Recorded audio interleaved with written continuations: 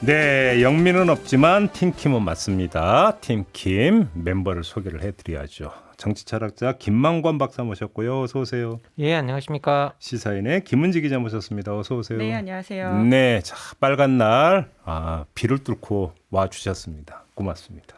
영광입니다. 뭘 영광이야. 고맙다까지 하시니까요. 고맙다고 말씀하시는 거 되게 네. 감사드립니다. 속으로 나오기 싫었으면서. 그죠? 네, 아니요. 평일 빨간 날은 네. 일을 해서요. 저희는 마감이 목요일이다 보니까. 그렇죠. 그렇구나. 뭐 그러면 고맙다고 한 거 취소. 농담이고요. 그럼 김 박사님한테만 고마우신 것으로. 다음 주 월요일 또 빨간 날인 거 알고 계시죠? 좀 그렇게 연결이 되더라고요. 네. 그 다음 주 월요일도 또 계속 나오셔야죠. 예. 네. 지금 시국이 하수상한데 빨간 날이 어디 있어요? 빨간 날이. 바로 그 하수상한 시국을 구성하고 있는 가장 핵심 문제로 오늘 좀 한번 이야기를 해보도록 할 텐데요. 이른바 비속어 논란이 참 길게 가고 있죠. 파장이 너무나 큰데 다 짚을 수는 없고 저희도 여러 각도로 이제 계속 짚어는 오고 있습니다만 오늘 좀 한번 본질적인 문제를 한번 좀 짚어봤으면 좋겠다 싶은 생각이 드는데 국민의힘 일각에서 이런 주장이 나온 바가 있습니다. 국익을 생각했으면 이건 보도했으면 안 됐다. 이런 이야기를 했습니다. 그다음에 대통령실에서 이것의 본질은 동맹 훼손이다. 또 이런 주장을 하기도 했습니다. 역시 표현은 다르지만 국익론이죠. 자, 진실과 국익의 관계 참 고전적인 화두이긴 한데 오늘 한번 좀 정리를 해봤으면 좋겠습니다. 어느 분부터 좀 우리 김만권 박사님부터 좀 운을 떼주시죠. 참 어떻게 보면 상당히 어려운 주제이긴 한데요. 근데 이게 뭐 진실과 국익 이야기를 하면 어느 게 먼저냐라고 이야기했을 때 우리가 그 국익을 뭐 단기적으로 볼 것이냐 장기적으로 볼 것이냐라고 한다면 저는 언제나 국익을 장기적으로 본다면 진실이 항상 앞선다라는 생각이 좀 들고요.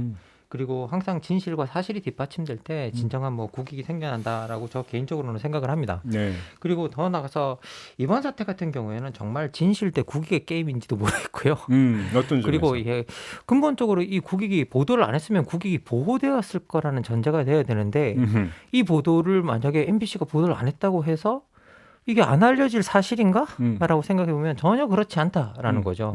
이미 다 알려져 있었고 이미 다 보도돼 있었고 그리고 만약에 진짜 국익을 보호하고 싶다면 지금 대통령이 정정 보도를 요청해야 될 대통령실이나 요청해야 될 곳은 지금 국내가 아니라 국외 해외 언론들이죠. 그리고 해외 언론들에 대해서는 뭐 보도 정정 그런 거나 이런 거 전혀 못 하고 있습니다. 제대로 했다라는 소식을 들어본 적도 없고요. 그러면 지금 국익을 보호하는 행위를 정부나 대통령실은 하지 못하면서 그걸 갖다가 언론에 떠넘기는 이야기를 하고 있고요. 그리고 언제나 저희들이 국익 이야기를 했을 때 그 국익의 핵심 추구 행위는 외교입니다. 언론이 아닙니다. 그리고 국가 간의 어떤 관계 속에서 생겨나는 것들이 국익이기 때문에 그 국가 간의 관계를 조정하는 건 외교인데 지금 나가서 외교한 행위로 보면 28조 회담, 48초 회담, 20초를 또 줄였네요 제가.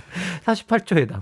그리고 일본 같은 경우에는 했던 간담, 일본 간담이라고 표현한다는데요. 네. 이게 또 공식 기록 자체에는 아예 남아 있지 않다고 이야기를 하고 있어요. 공식 기록으로는 올라오지도 않았다라고 이야기를 하고 있고.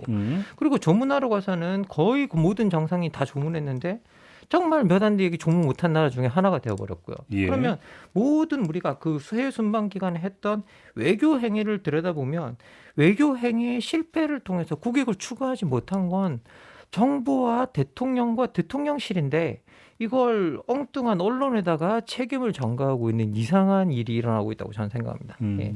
우리 김은지 기자는 어떻게 평가하십니까? 기자로서. 두 가지 질문이 있는 거죠. 누가 국익을 해쳤냐. 이 문제에 있어서는 이걸 먼저 짚어야 되는 부분인 것 같고요. 그럼 국익이라는 게 무엇이냐라고 하는 것인데 네. 아까 김만권 박사님 말씀하신 것처럼 그러니까 진실을 보도하는 것이 과연 국익을 해치는 것이냐가 아니라 오히려 진실을 보도함으로써 어떤 정보를 더 투명하게 만들고 정보 의사결정 과정들을 더 바르게 만든다는 지점에서는 오히려 이 두 가지는 함께 가는 가치다라고 봐야 되는 지점이 크다라고 보고요. 보통 국익 이야기하시는 분들은 나라의 이익이기보다는 그 권력자의 이익 혹은 당사자 의 이익들을 등치시켜서 말하는 경우들이 역사적으로 참 많았다. 이야기를 좀 하고 싶고요.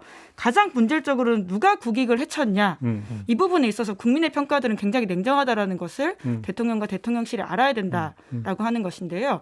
지난주에 갤럽 금요일에 발표됐는데 역대 최저치 나왔습니다. 제시 타이 기록 나오지 24%. 예, 본인으로서는 최고의 기록을 갱신한 것인데 이것이 얼마나 나쁜 의미냐면 지난 탄핵을 거치고 대선 때 홍준표 자유한국당 후보가 얻었던 득표율이 24%입니다. 2017년 대선 때. 네, 그렇죠. 그러니까 탄핵을 거치고 자유한국당 코어만 모여 있는 그 득표율이 24였다라고 하는 것이거든요.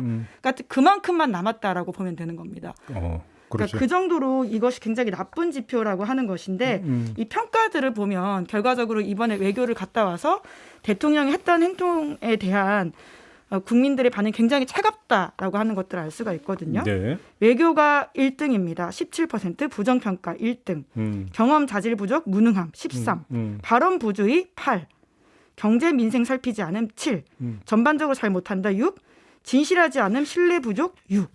이렇습니다. 그러니까 이런 것들이 전반적으로 이번 대통령의 순방과 비속어 논란에 관련되어 있는 이야기라고 해석할 수밖에 없거든요. 누가 국익을 해쳤냐? 다시금 좀 묻고 싶고요. 지금 말씀하신 것처럼 해외 언론 보도들은 사실 통제할 수 없는 상황들이잖아요. 그러니까 방금도 제가 보고 왔는데 더 디플로매시라고 하는 그 미국에 있는 외교 전문지라고 할 수 있는데요. 예, 거기서도 윤 대통령의 지금 이 비속어 논란과 관련해서 뭐라고 보도를 하냐면요. 유엔 총회에서 자유만 21번 말한 윤 대통령이 지금 언론사를 공격하고 있다. 이렇게 비판하고 있습니다. 그래요? 예, BBC에도 등장했대요. 예, BBC. 영국 BBC는 사실 이제 풍자 프로그램인데요. 그 풍자 프로그램 사실 저는 이번에 처음 알았습니다. 언론 보도 통해서 그 BBC 프로그램을 알게 됐는데 거기서 보면 이제 4명의 사람들이 나오고 이 중에 지금 공통점이 없는 사람을 골라내는 것인데 네, 뭐 일종의 좀 그러면서 이제 윤 대통령의 비속어 논란을 소개하는 방식이었는데요. 그 소개가 이제 이후 그 이디엇, F로 시작하는 단어 같은 것들을 말했다라고 말하면서 근데 이에 대한 윤석열 대통령의 해명이 뭐였는지 아냐라고 이제 진행자가 게스트한테 물어보거든요. 그러니까 게스트가 뭐라고 하냐면 It's true. 그러니까 뭐 사실입니다라고 말할 것 같아요라고 이야기하니까 그게 아니고 야당을 향해서 한 말이었다라고 그러니까 이야기했다. 그게 내셔널 어셈블리를 했던 말이라 그러니까 거기 있는 사람들이 다 너무 어이없네. 네, 그러니까 웃으면서 끝나버리는 방송이거든요. 물론 그것도 나중에 기억이 안 난다고는 했습니다만. 네, 예, 여튼 이제 9월 30일에 BBC가 보도했던 내용이다라는 거죠. 근데 저는 국익론이 끼어들 여지가 없는 게 대통령실 스스로 백악관 괜찮다고 했다고 뭐 했잖아요. 그러면 국익 해칠 것도 없잖아요. 그러니까 어렵게 생각할 거 없고, 그죠? 그리고 뭐 한미 동맹은 굳건하다, 여전하다 이렇게 이야기를 하고 있으면 그럼 국익을 어떻게 훼손했다는 건지도 잘 모르겠고요. 국익이 훼손될 뻔했는데 대통령실이 노력해서 진화해서 국익 훼손까지는 안 갔다 이런 주장은 설마 아니겠죠? 그런 얘기는 아니죠? 웬만하면 이제 그런 말까지 하면 정말 이제 정말 대통령실에서 나오는 그런 말들을 국민들이 지금 현재 믿을 수 없기 때문에 그런 이야기는 그런 이야기까지는 아닌 것 같고요. 예. 지금 뭐 이제 근데 계속 말씀드리지만 이 국익이라는 것들을 갖다가 지금 현재 이야기하는 방식을 잘 들어보면 결국은 권력자의 이익을 보호하는 것이 국익이라는 식으로 이야기하는 것이나 다름없는 그런 상황의 논리와 이제 등치되고 있기 때문에 사실 이 부분에 대해서는 우리가 좀 신중하게 생각해 봐야 될 것 같고요. 그리고 20세기 국익이라는 용어를 사실 만들고 대중화시킨 한스 모겐소가 계속 이야기하는 것도 권력을 차지한 다수 집단의 이익을 국익으로 포장하는 걸 제일 경계해야 된다라고 이렇게 이야기하고요.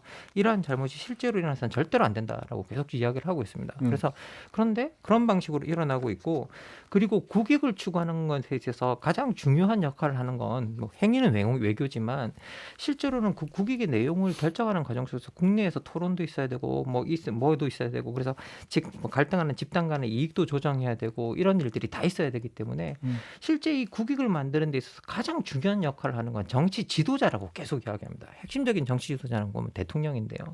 지금 현재 국익을 조정하고 갈등을 모아내는 게 아니라 지금 그 소위 말해서 그 갈등을 조장하고 분열시키는 역할을 지금 현재 정치 지도자인 대통령이 하고 있다는 점에서 국익의 차원에서 본다면 그리고 전통적으로 우리가 이야기하는 국익의 차원에서 본다면 국익을 가장 분열시키고 훼손하고 있는 당사자는 저는 대통령과 대통령실이다라고밖에 말할 수 없다라는 생각이 듭니다. 그러니까 정말 선회에서 대통령이 기억이 나지 않거나 본인은 바이든이라고 말하지 않았다라고 한다면 그럼에도 불구하고 앞에 이제 그 XX 발언한 것들과 쪽팔리다라는 말을 한 것들에 대해서는 논란이 되는 발언이잖아요. 그러니까 통으로 퉁쳐서 아주 크게 사과를 하고 넘어가면 될 일이었는데요. 이것들을 국내 정치적 정쟁의 요소뿐만 아니라 언론사를 위협하는 행태로까지 이어지게 된다는 것은 굉장히 국제적으로 더 비난받을 만한 이야기입니다. 실제로 이 국제기자연맹에서 그쵸. 지금 MBC 고발한 것에 대해서 논평을 냈잖아요. 네. 그러니까 그 국익이라는 게 무엇이냐를 떠나서 우리 공동체 이것이 과연 좋은 일이냐라고 봤을 때는 부끄러운 일이라고 볼 수 있죠. 저는 김은지 기자가 지금 그 얘기하니까 저는 정말 국내 언론을 보면서 의아한 게 하나가 있어요. 자, 문제의 발언은 EXX와 바이든이냐 날리면만이 아니에요. 쪽팔린다라고 하는 표현이 나오잖아요. 그런데 그렇죠. 국내 언론에서 비속어 논란이라고 명명을 하면서 쪽팔린다라는 표현은 거론을 안 하더라고요. 그러면 제가 한번 그 생각을 했어요. 제가 방송 진행하잖아요. 방송 진행하는데 쪽팔린다라는 표현을 쓰면 제가 방송 심의에 걸리겠어요? 안 걸리겠어요? 지금은 안 걸릴 수 있는 것 같은데요. 이건 대통령께서 중요한 사용하신 점이에요. 지금 이제 걸리면 문제가 되죠. 이제. 그러니까 아니 저는 진짜로 농담이 아니라 네. 그 생각을 아니 왜 이건 문제 제기를 안 하지? 대통령이 나가서 했던 발언인데 쪽팔린다라는 표현은 저거는 그럼 비속어가 아니란 말인가? 라는 생각을 했는데 언론은 그 지적을 안 해요. 이 현상을 도대체 어떻게 받아들여야 되는 거예요? 이게? 점점 더 우리의 기분값이 정말 낮아지고 있다라는 생각이 드는데요. 네. 워낙 다른 단어들이 세다 보니까 거기에 집중해서 그것까지도 좀 덜 지적하는 경향은 있지만 그것도 지적하는 곳은 일부 있긴 있더라고요. 그러니까 이 비속어 논란의 전반적인 문제점들에 대한 이야기를 좀 해야 되는 것 같은데 자꾸 이것을 팩트 논쟁으로 끌고 가도 보니까 우리가 거기에 에너지를 너무 많이 써버리게 되는 것 같습니다. 그러니까요. 예. 그러니까 사실 우리가 뭐 이 XX가 누구를 지칭하느냐 뭐 이런데 뭐 논란이 계속 많이 모아지고 있었는데요. 사실 여기서 핵심은 뭐냐면 대통령이 정치하는 사람으로서 말을 바로 세우고 있느냐. 우리가 논어식으로 이야기하면 정명의 길을 가고 있느냐라는 이야기인데요. 우리가 어떤 정치를 할 때 뭐 이게 공자님 이야기해서 죄송하지만 공자님 시대부터 어떤 정치를 하는 정치인들은 자기가 하고자 하는 일에 이름을 바로 세우고 그 말을 바로 하지 않으면 과정 자체가 올바를 수 없기 때문에 절대 일이 성립이 안 된다라고 이제 공자께서 계속 이야기를 하거든요. 그래서 기본적으로 정치는 말의 힘이 만드는 거기 때문에 말이 서야 뒤에 예와 의식도 따라오고 말이 제대로 서야 처벌도 정당하게 여겨지고 한다. 그래서 말을 똑바로 세워야 된다라고 계속 이야기를 하십니다. 그런데 그 말을 똑바로 계속 못 세워왔던 게 대통령이고 대통령실이었다라는 게 되게 명확하고요. 지난 우리가 몇 개월을 돌이켜 보면 아니 대통령이 했던 말들이 계속 논란이 됐고 대통령실이 어떤 뭐 비리나 뭔가 의혹이 나왔을 때 거기에 대한 해명들이 계속 더 큰 논란을 키우는 방식으로 이제 왔었잖아요. 그러면 어떻게 보면 지금 국민들은 대통령의 말과 대통령실의 해명에 대해서 상당히 불만을 많이 가지고 있는 그런 상황이었는데 이제 이게 비속어 논란까지 와버렸어요. 그러니까 이게 말을 바로 세우는 것도 아니고 이거 뭐 내부 총질은 그나마 그 안에 이게 비속어라고 해야 될지 아닐지 모르겠지만 그나마 좀 다른 언어였는데 이번에는 EXX 그리고 뭐 쪽팔린다 이런 말을 대놓고 대통령이 아무렇지도 않은 듯이 하고 있는 그리고 그걸 같은 국무위원들과 그냥 그걸 이렇게 대화를 나누고 있는 어떤 그런 것들을 보고 있으면 아니 당연히 국민으로서는 거기에 대해서 아니 격에 맞지 않는 이야기 그리고 한나라를 대표해서 해외에 나가서 그걸 순방하고 있는 일정에서 그것이 아무리 사적인 공간처럼 보일지고 사실 저는 절대 사적인 공간이라고 아니라고 생각하지만 이미 회의장을 빠져나오기 전에 그런 말을 서슴없이 내뱉고 있고 카메라가 있다라는 걸 아는 상태에서 그런 말을 하고 있다는 것 자체가 저는 이해할 수 없는 일이라는 거죠. 예. 알겠습니다. 자, 국익 이야기를 좀 하고 있는데 사실은 이제 이걸 이제 그 학술적으로 들어가면 국익이란 게 국가의 이익이냐 국민의 이익이냐. 사실 이것도 이제 그 논쟁 지점이 있는 것이고요. 그다음에 국익이라고 하는 것들에 대해서 그러면 국민적 동의와 총의를 어떻게 모아낼 것이냐. 사실 어찌 보면 이게 더 핵심적인 문제라고 좀 봐야 되는 거 아니겠습니까? 그런 점에서 어찌 본다면 저는 이거는 사실은 저는 논쟁거리가 아니라고 저는 생각을 했어요. 왜냐하면 세계 언론사 유명한 이제 뉴욕 타임스의 펜타곤 페이퍼 보도 이제 그 건이 그 아주 엄청나게 유명한 건이거든요. 사실은 저널리즘의 역사에 있어서 베트남전이 한창인 상태에서 국방부의 기밀 문서를 입수해서 폭로를 해버렸단 말이에요. 전쟁이 수행되고 있는 상황에서. 그러니까 당연히 국익 이야기가 나왔었죠. 그때 뭐라고 나왔습니까? 미국에서 결론이 뭐였습니까? 국민의 알 권리가 중요하다는 거였잖아요. 왜? 결국은 국민들이 그거에 대해서 알고 거기서 국민들이 어떤 뭐냐면 총의를 모아내야만이 거기서 어떤 국가의 힘도 그러니까 발휘될 수 있다라고 하는 뭐 저 나름대로의 해석인데 이렇게 연결이 되는 거 아니겠습니까? 그러니까 진실보도와 국익은 배치되지 않는다는 그럼요. 것처럼 이미 정립된 걸로 알고 질문 있었는데 왜 자체가 나오냐라는 사실 거예요. 잘못된 가정을 가지고 있다는 생각을 많이 하게 되고요. 예. 기본적으로 뭐 올바른 정보 위에서 올바른 공적 토론이 만들어지고 올바른 공적 토론에서 올바른 정책이 나오기 때문에 이거는 정보 사실 정확한 사실 위에서 우리가 공적 논의를 해야죠. 그래서 공적이 정확한 사실을 보도하는 건 언론의 임무고 언론은 정확한 사실을 보도함으로써 공적 논의에 정확한 판을 깔아주는 거기 때문에 저는 이게 왜 국익을 해친다라고 이야기를 되는지도 사실은 정말 잘 모르겠고 그리고 이게 지금 현재 이건 정말 어떻게 보면 그냥 사실 논쟁으로 가서 대통령의 비속어 그러니까 격에 맞지 않는 언어를 사용함으로써 사실 이게 그 문제가 되는 부분을 그냥 팩트 논쟁으로 전환시켜서 저희들의 눈을 또 시선의 방향이나 이런 것들을 전환시키는 방식이고 그리고 더 나아가서 그 사실을 정확하게 보도하는 언론들을 향해서 우리의 이익에 반하는 보도를 하면 이런 피해를 입는다라는 간접적 협박에 가까운 행위라고 저는 생각합니다.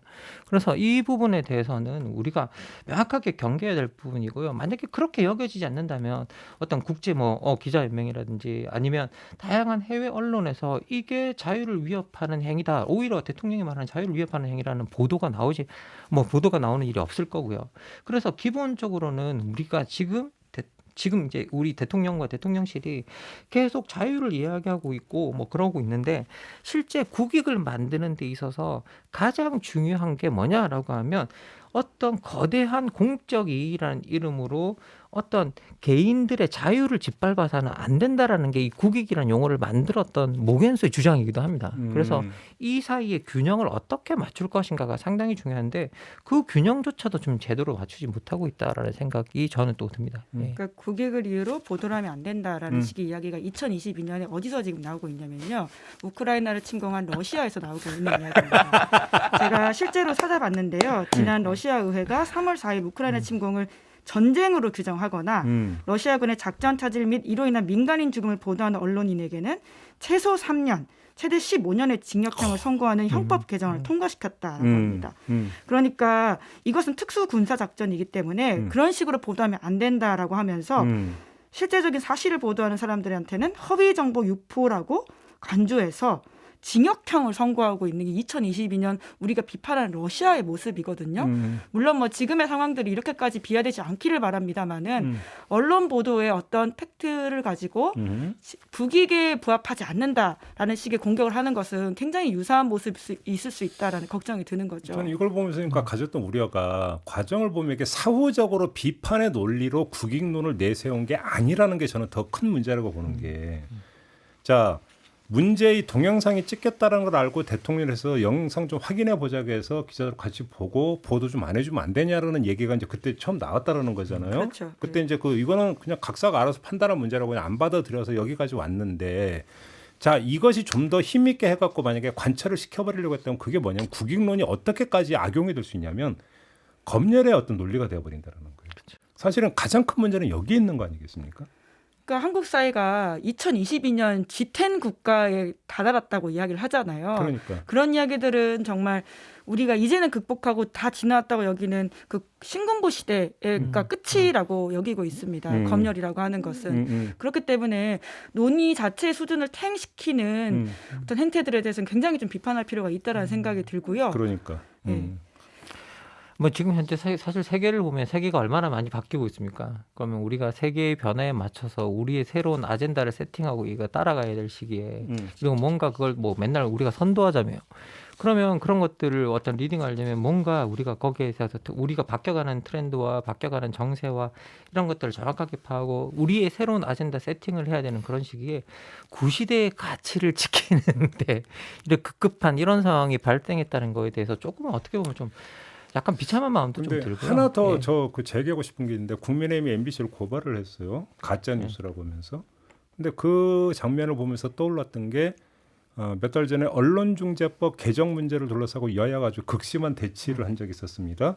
그러면서 가짜 뉴스라고 하는 것들을 제재를 그러니까 강화해야 된다라고 하는 지금의 민주당의 주장에 대해서 국민의힘이 그때 뭐라고 주장을 했는가? 그러면 그때 국민의힘의 주장과 이번 MBC를 대하는 처사는 일관된 것인가 모순된 것인가? 사실 이 문제도 있지 않습니까? 같은 기자로서 어떻게 평가하십니까? 네, 저는 그 법이 문제가 있다고 생각을 했고요. 이제 그런 차원에서 사실 언론 전반이 그 법에 대한 비판들을 꽤 했었습니다. 그런데 이제 그때는 그 법을 굉장히 정파적으로 사실 양당 모두 소비하는 방식들이 있다 보니까 결과적으로 그때는 언론재갈법이라고 비판했다가 이제 와서는 이 건에 대해서 좀 다른 태도를 취한다고 하는 것이 굉장히 내로남불이라는 비판을 피할 수 없다라는 네. 생각이 들고요. 예. 뿐만 아니라 사실 이제 정말 비속어 논란 이후에 대통령과 대통령실의 대응 그리고 그것에 끌려가는 국민의힘의 모습이 더 나쁜 상황을 만들고 있다라는 생각을 지울 수가 없는데요. 지금 사실상 지금 바로미터가 된 거 아닙니까? 지금 너 이거 들었을 때 바이든으로 들려 날리면으로 들려. 그러니까. 그렇게 사실 믿음의 영역과 어떤 정파의 영역으로 이걸 넘겨버림으로써 믿음을 검열하고 있다니. 예, 실질적으로 다른 생각을 하고 있는 국민의힘 의원들한테 입을 열지 못하게 하는 모습까지도 있거든요. 그렇죠. 지금 보십시오. 이게 국민의힘에서 고발까지 나서면서 적극적으로 이야기하시는 분들은 소위 말하는 친윤계 혹은 신친윤계 혹은 굉장히 당권을 노리고 있는 분. 예, 혹은 다음 총선에서 굉장히 경선이 굉장히 쉬운 곳, 경선만 되면 당선이 굉장히 쉬운 곳에 있는 의원들 위주라고 볼 수 있습니다.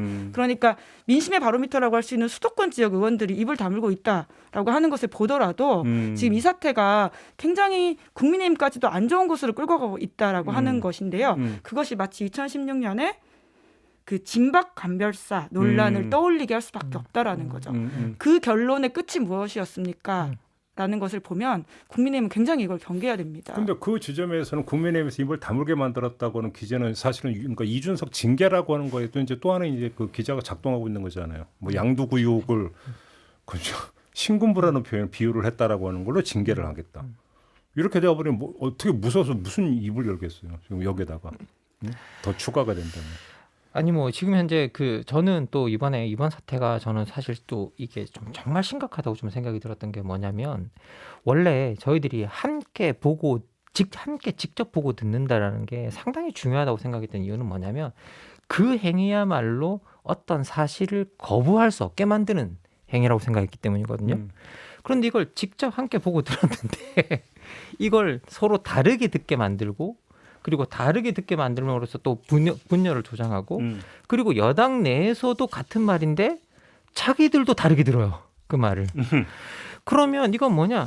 직접 보고 듣는다라는 것들이 사실을 수용하고 긍정하고 받아들일 수 있게 만드는 어떤 가장 중요한 우리가 가지고 있는 장치인데 이 장치를 사실은 망가뜨린 거예요.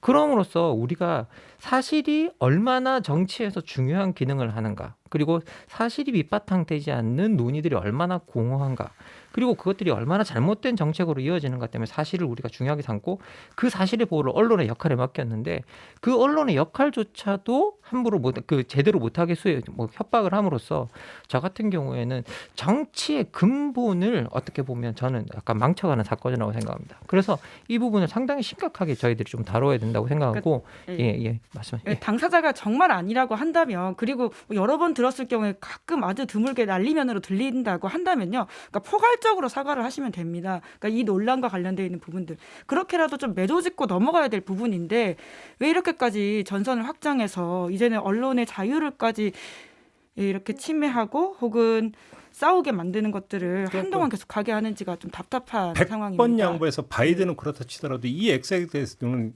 아니라고 안 했잖아요. 기억이 안 난다면서 윤석열 대통령의 멘트는 그거라면서요. 그러면 조금 전에 김은지 기자의 포괄적인 어떤 그 사과 표명이 있는 거예요. 경위가 어찌되었던 논란을 그렇죠. 불러일으켜서 국민의 심려를 끼친 점에 대해서 유감스럽게 생각합니다. 죄송합니다. 왜? 논란을 불러일으킨 건 사실이잖아요. 심려를 끼쳐드린 것도 사실이고 본인의 말 때문에. 그렇죠. 그러면 그렇게 얘기하면 되잖아요.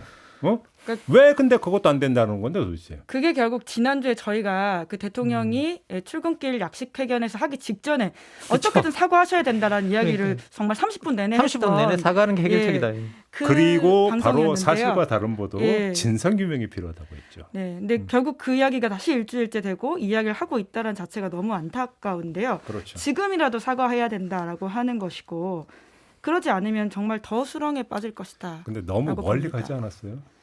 너무 멀리? 그럼에도 불구하고 사과하시는 게 맞다고 봅니다. 그렇죠. 예, 예. 그래야죠. 사과해줘. 그러니까 그 억지로라도 해야죠. 사과는. 그러니까 국민들을 대상으로 이거 마치 굉장히 뭐라고 할까요? 법정에서 딱 판사 한 명만 논리적으로 설득시켜가지고 논리적으로도 아니죠. 어떤 점에서의 최대한 무죄 추정을 이용해서 설득하려고 하는 변호인 혹은 검사를 보는 듯한 느낌이거든요. 그리고는 보통 검사들이 재판에서 질 경우에는 자기 책임이 아니라 결과적으로 재판부를 굉장히 비난하는 방식으로 빠져나갑니다. 자기는 입증 책임을 다했지만 재판부가 이상한 판단을 했다. 이런 식으로 굉장히 아쉽고 항소하겠다. 이런 식의 이야기를 하는데요. 이것은 재판이 아닙니다. 그러니까 국민들을 상대로 마치 법정에서 재판장 한 명에게 하나의 논리로서 이겨버리겠다라고 하는 식의 모습은 아닌가라는 좀 걱정이 계속 들어요. 알겠습니다. 그리고 제가 김만곤 박사께 그러니까 연장선상에 있는 것들 좀 하나 여쭤보고 싶은 게 또 이제 여권에서 나오는 논리 중에 하나가 다른 건 몰라도 외교에 있어서만큼은 정파를 초월해야 되는 거 아니냐. 왜? 국익이 달린 외교 문제에 있어서만큼은 정쟁은 안 되는 거 아니냐. 이 논리를 펴지 않습니까? 어떻게 평가하십니까? 뭐 저는 오히려 정반대 아닙니까? 예. 오히려 이제 사실은? 그러니까 우리가 추구해야 될 공동선의 내용이 무엇인가에 대해서 한수목에서도 계속 이야기하는 게 우리가 외교 그 국익에는 두 가지 측면이 있다. 외적으로는 어떻게 보면 이게 그 국제 질서가 힘이 결정하는 장이기 때문에 여기서는 우리가 이익을 추구할 수밖에 없다. 국가의 이익은 어떤 협력이나 어떤 공동선이 아니라 그래서 이익을 추구할 수밖에 없는데 대내적으로 들어왔을 때는 그 이익이 무엇인가에 대해서는 모든 집단의 이익들이 다 갈린다. 그렇다면 그 내용을 파악하기 위해서 치열하게 토론하고 논쟁하는 과정이 있어야 되고 그 논쟁하는 과정 속에서 정치 지도자가 그것들을 중재하고 어떤 하나로 모아내는 그런 역할을 해야 된다라고 이제 이야기를 하고 있거든요. 그래서 국익의 내용이 무엇인가는 국가마다 시기마다 이런 것들이 다 다르기 때문에 국가 내에서 치열하게 논쟁해야 될 내용들이고 그리고 그 논쟁의 결과를 우리가 하나의 가치로서 목적으로서 추구하는 것이지 어떤 정부가 정해놓고 그것을 따라가고 권력자의 이익을 따라가고 그런 것들은 절대 국익이 아니다라고 이야기합니다. 아니 비관한 이야기를 해서 우리가 영화 남한산성을 보면 그건 국익 수준이 아니라 국가의 존망에 달린 상태에서도 주전론과 주화론이 부딪히잖아요. 그 역사잖아요. 예. 구한말에 위정척사파와 개화파가 싸우잖아요. 그러니까 지금 그 한반도로 밀려드는 해외 열강들을 어떻게 대할 것인가의 문제에 있어서. 그럼 외교 노선의 문제잖아요. 그렇죠. 왜 그러냐면 국익이 달린 문제는 그만큼 가장 위중하고 가장 중대한 문제이기 때문에 사실은 비타협적 투쟁이 벌어지는 게 역사적 사례잖아요. 그런데 그런 상태에서 다른 건 몰라도 국익이 달린 외교 문제에 대해서는 정파를 초월해야 된다라고 하는 이게 성립이 되는 이야기냐라는 것이죠. 다만 이런 건 있을 수가 있겠죠. 외교가 벌어지고 있는 ING로 벌어지고 있는 상황에서는 잠시 휴전이라는 것이 있을 수가 있죠. 그것이. 그래서 대통령이 나가서 뭐를 하는 상태에서 뭐 하는. 하지만 전후 단계에서의 논란이 왜 그게 그러면 입 닫아야 되는 사안이냐라는 거예요. 말이 안 되는 거 아닙니까 이거는? 근데 사실 이 비속어 논란이라고 하는 게 아까 말씀하신 주전파, 주화파 이야기만큼 그것도 다른 거야 그거. 형이상학적인 그런 것도 논쟁이 아니네. 아니기 때문에 예. 더 안타까운 것이거든요. 그러니까 거죠. 예. 예.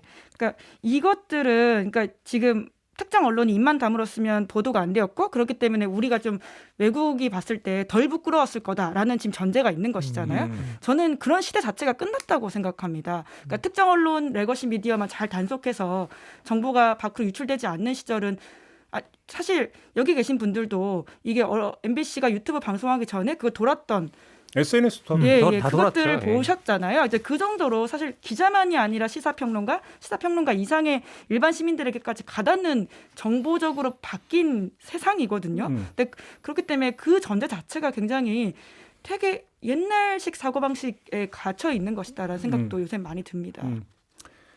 그러니까요. 아무튼 여러 가지 점에서 국익론이라고 하는 것들이 여권에 의해서 전가의 보도처럼 지금 활용이 되고 있는데 사실은 초점이 지금 다 안 맞고 있다. 0점이 지금 안 맞고 있다. 이렇게 정리를 좀 해야 될 것 같습니다. 그렇죠. 그럼에도 불구하고 근데 이것이 먹히는 층도 있을 수 있지 않는가라는 생각도 좀 할 수가 있을 것 같은데요. 이 점은 어떻게 보십니까? 뭐 지금 현재 저는 아까도 말씀드렸다시피 이게 결국은 어떤 말을 어떻게 듣느냐에 따라 사실은 정파적으로 갈려버리는 어떤 그런 일들이 지금 현재 일어나고 있는데요. 이 부분은 정말 저희들이 좀 경계해야 되는 부분인 것 같고요. 그리고 국익 이야기할 때 사실 국익의 내용 중에 사실은 전 국익의 모든 내용들이 이거라고 생각합니다. 이건 뭐 모든 국익을 이야기하는 사람들이 말하는 건데요. 결국은 주의를 기울여서 리스크를 피하라는 거거든요. 어떤 위험을 피하라는 게 국익의 가장 핵심이고 그리고 압도적인 힘을 가지고 있는 국가가 아니라면 모두가 다 결국은 그 행위를 할 수밖에 없습니다. 그런데 그 주의를 기울이지 못해서 그 말이 터져 나왔고 그것들이 어떻게 상황을 만들었고요. 그러면 그 상황에 대한 책임을 아니 그 말을 한 사람이 책임을 져야지 그 말을 보도한 쪽에 책임을 넘긴다는 것 자체가 저는 이거 자체가 말이 안 된다라고 생각하고요. 그리고 정치의 가장 기본은 자기가 한 행위에 대해서 책임을 지는 겁니다. 그런데 그 행위 바깥으로 나가서 책임을 떠넘기는 그 행위 자체가야말로 정치 지도 결정하고 책임지는 정치 지도자의 자격을 상실하는 거나 다름없다라는 말씀을 좀 드리고 싶습니다. 그러니까 우리가 이제 국익하면 아까 잠깐 했죠. 국가의 이익이냐 국민의 이익이냐. 요 얘기인데 제가 볼 때는 제3이 있다. 그러니까 요번에 이제 문제가 되고 있는 것들은 보면은 엄밀하게 얘기하면 윤석열 대통령의 처신 문제예요. 그렇죠. 그러니까 이거는 국가의 이익도 아니고 국민의 이익도 아니고 뭐냐? 국가 원수의 이익의 문제다. 위신의 문제다. 이거 아닙니까? 자, 아까 학자를 말씀했는데 국가 원수하고는 상관없는 거죠? 국익에서. 저 당연하죠. 이건 전체 공동체의 선이고요. 우리가 국가로서 하나의 그 정치 공동체로서 함께 추구해야 될 내용이죠. 가치고 내용이고 실현해야 될 같이 실현해야 될 이익이죠. 국익은. 그러니까 이제 그런 점에서 오히려 보수층에서 이제 애용하는 오히려 이것은 국격에 관한 문제. 굳이 그렇죠. 분류를 하자면 사실은 국격에 관한 문제였습니다. 이거는. 국익에 관한 문제가 아니라 예. 그리고 그다음에 보수가 그렇게 강조하는 국격이라고 한다면 오히려 보수가 먼저 이거는 비판을 하고 오히려 더 뭔가 분노했어야 되는 사안 아닌가 싶은 생각이 좀 들긴 들더라고요. 그럼요. 말의 격이 정치의 격을 만들고 정치의 격이 국격을 만듭니다. 예, 그건 우리가 뭐. 네, 그리고 그 이후에 어떤 행태들도 윤 대통령이 그렇게 강조하는 자유와 관련돼 있는 이야기들이잖아요. 그러니까.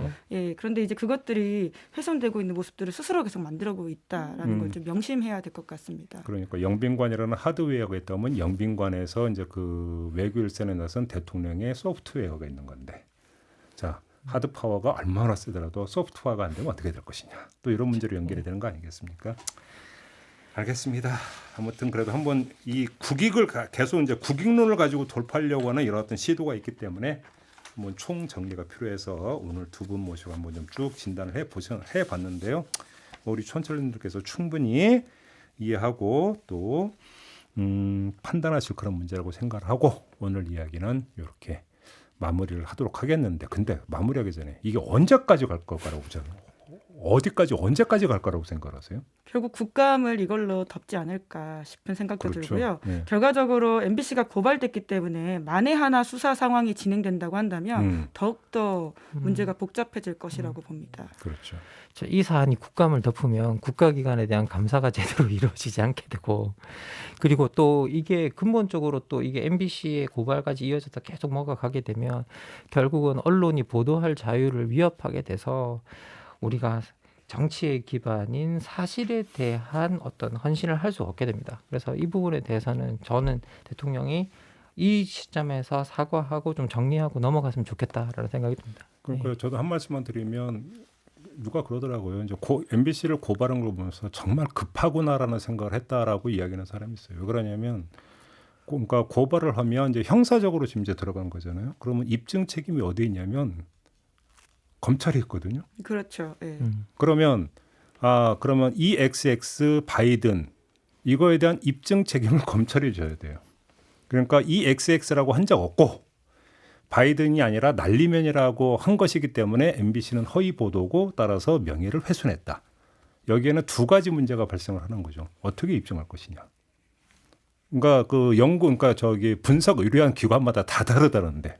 윤석열 대통령을 불러서 물어봐야 되겠죠. 그 방법밖에 없죠. 사실은 근데, 말한 사람이 네, 말한 사람이 제일 잘 정확하게 알잖아요. 아니까. 근데 또 네. 하나는 기억 못 한다잖아요. 또 그다음에 두 번째 판례상 대통령도 헌법 기관이지 않습니까? 은 명예훼손의 당사자가 되지 못한다라고 하는 또 법리적인 문제가 있거든요. 그러니까 법리적인 측면만 놓고 보면 이거는 고발 들어가 봤자 믿지는 장사인데 고발을 한다. 이건 뭐냐? 그만큼 급하다는 얘기다. 이런 분석이 나오는 것이 있더라. 요 얘기까지 함께 전하면서 오늘 정치는 팀킴은 마무리하도록 하겠습니다. 두 분 수고하셨고요. 저도 함께 올라가겠습니다. 고맙습니다. 감사합니다. 감사합니다.